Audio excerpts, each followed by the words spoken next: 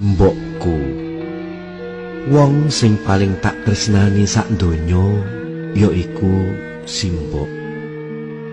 Wong kang seneng ngapusi nanging jaminane swarga yaiku Simbok.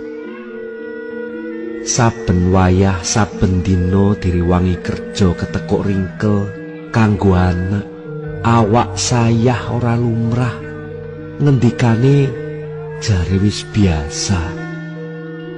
Yen ana rejeki olah-olah nyisih kilawuh kanggo anak. Bareng anak mulih, Simbok ngendika, "Wis, gek ndang maem. Kae lho, enek lawuh iwak. Simbok ora pati seneng iwak."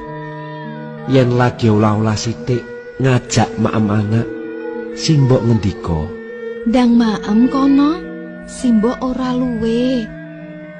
yen anak lagi loro nganti tengah wengi anggone nunggoni, bareng anak nglilir, Simbok ngendika, "Ayo ndang pupuk maneh, bendang sehat.